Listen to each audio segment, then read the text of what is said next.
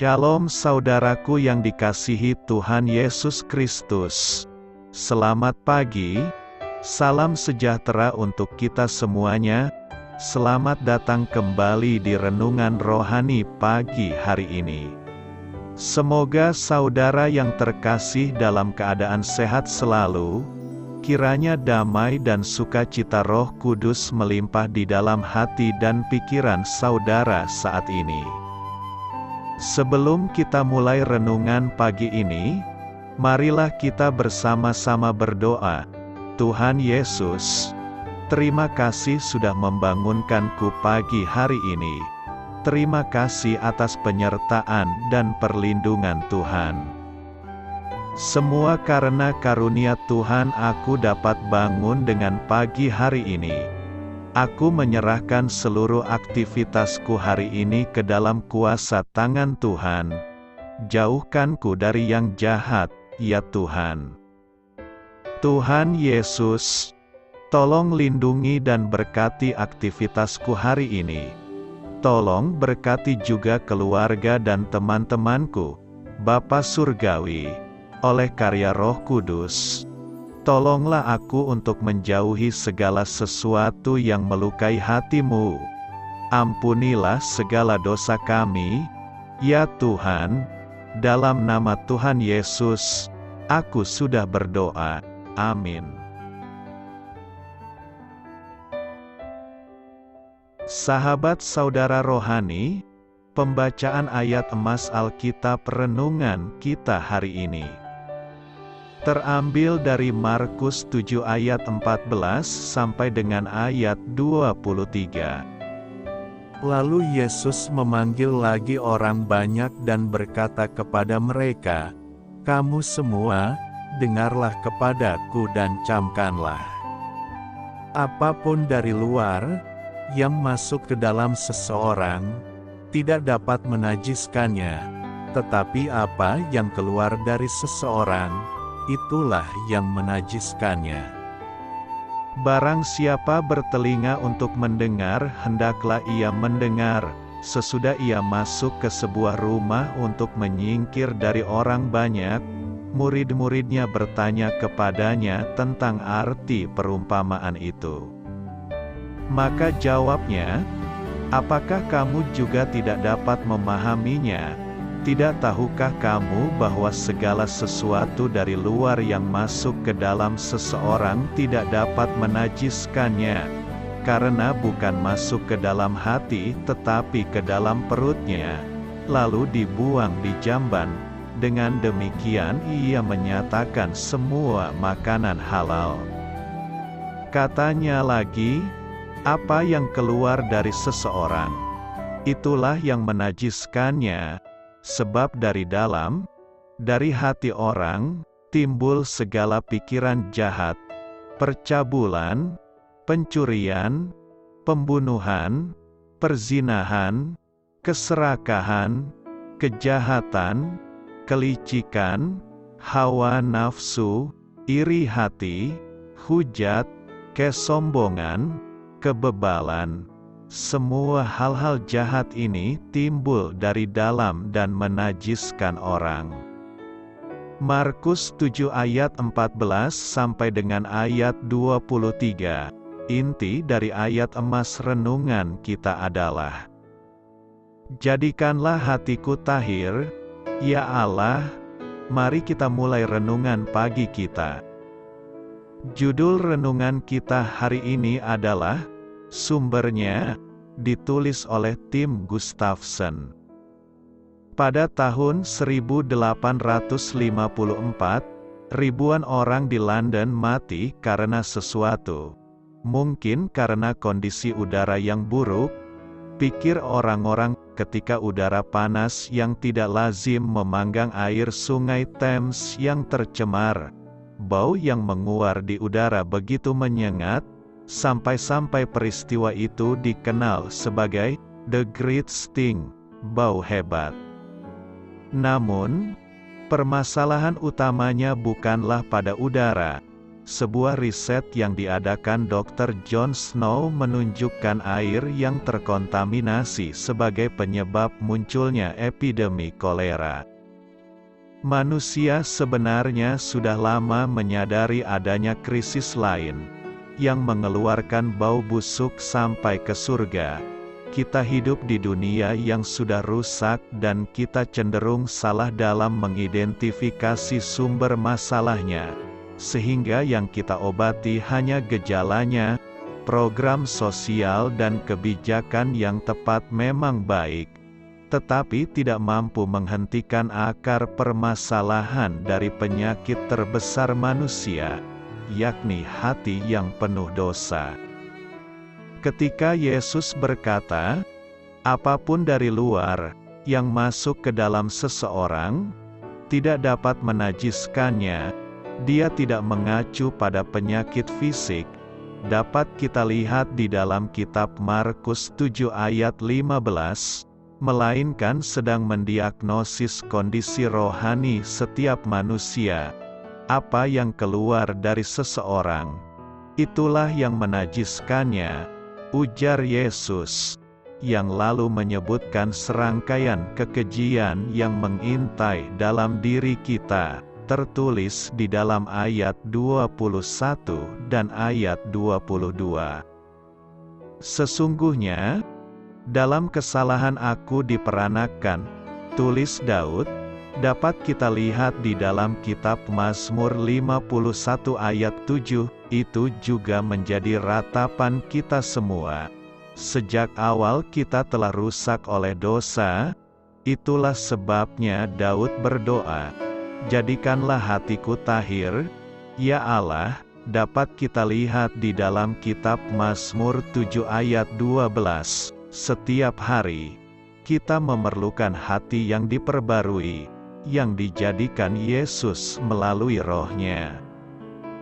Daripada hanya mengobati gejala yang ada, kita perlu membiarkan Yesus menyucikan sumber masalahnya. Amin.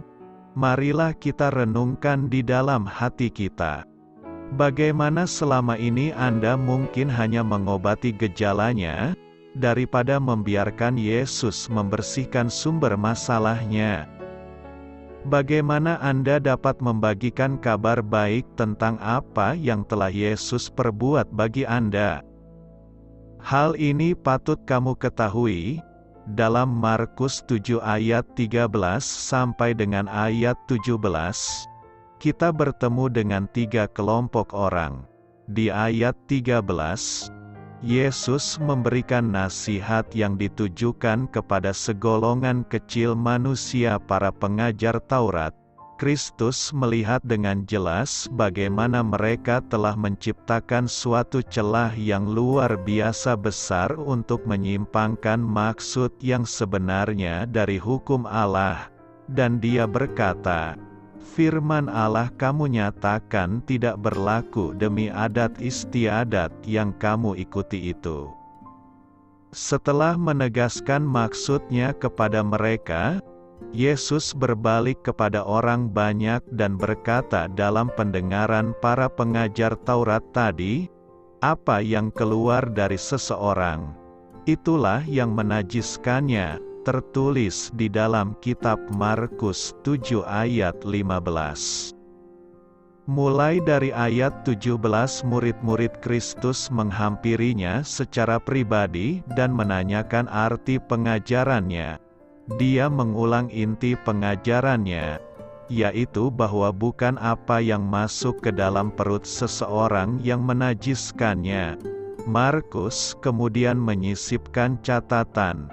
Dengan demikian ia menyatakan semua makanan halal, tertulis di dalam kitab Markus 7 ayat 19. Daud mulai sadar sehingga ia bangkit untuk memperbaiki diri.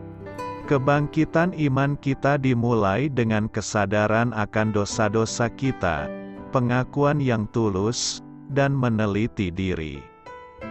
Hanya dengan kesadaran dan pengakuan yang penuh, dan introspeksi diri dan perbuatan yang telah kita lakukan, barulah kita dapat memperoleh pengampunan dari Allah. Mengetahui sebab dosa-dosa kita akan menolong membantu kita menghindari perbuatan dosa yang sama lagi.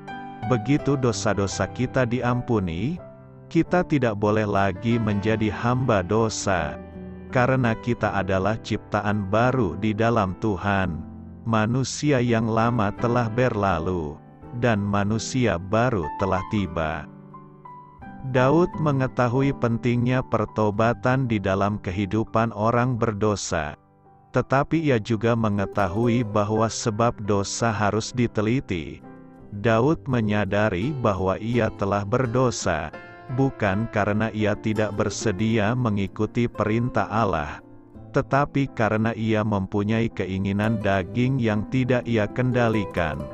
Karena itu, Daud memohon kepada Tuhan di dalam Mazmur, "Jadikanlah hatiku tahir, ya Allah, dan perbaharuilah batinku dengan roh yang teguh."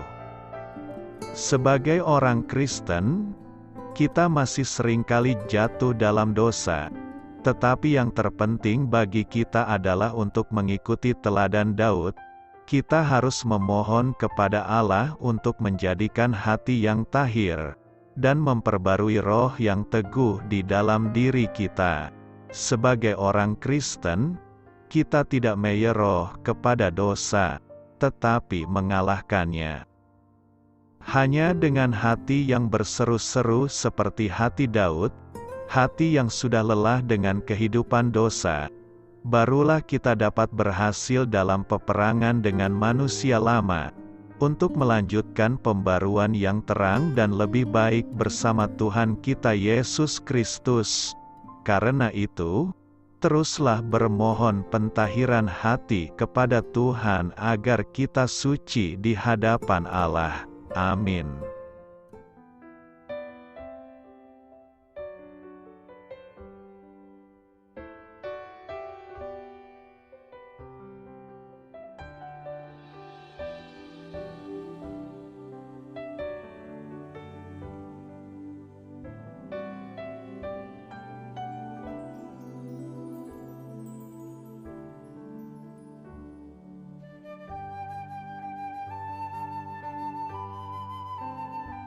Marilah kita renungkan sahabat saudara rohani. Demikianlah renungan firman Tuhan pagi hari ini. Semoga menjadi berkat dalam hidup kita. Dan sebelum kita memulai segala aktivitas kita pagi hari ini, marilah kita berdoa. Selamat pagi Bapa, malam hari telah berganti pagi.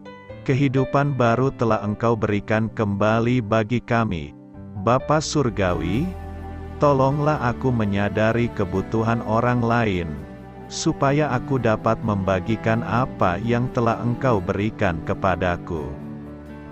Pada saat aku membutuhkan, berilah aku keyakinan bahwa Engkau akan mencukupkanku, melalui orang-orang yang mengasihi-Mu, bukan karena kami pantas atau layak, namun karena kasih karunia-Mu kami boleh ada, sebagaimana kami ada di pagi hari ini.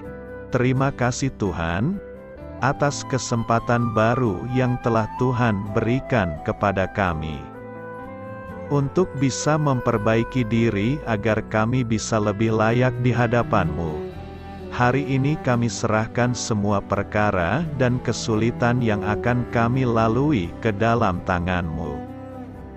Biarkanlah kami bisa memuliakan-Mu dalam segala aktivitas yang akan kami lakukan.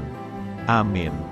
Biarlah firman Tuhan menjadi pengingat untuk kita semua, bahwa tuntunan dari Roh Kudus akan selalu memberi jalan keluar bagi setiap permasalahan hidup kita, dan memberi kedamaian di hati kita. Sampai jumpa di renungan pagi saudara rohani berikutnya. Kiranya Tuhan selalu memberkati saudara semua hari ini. Amin. Shalom.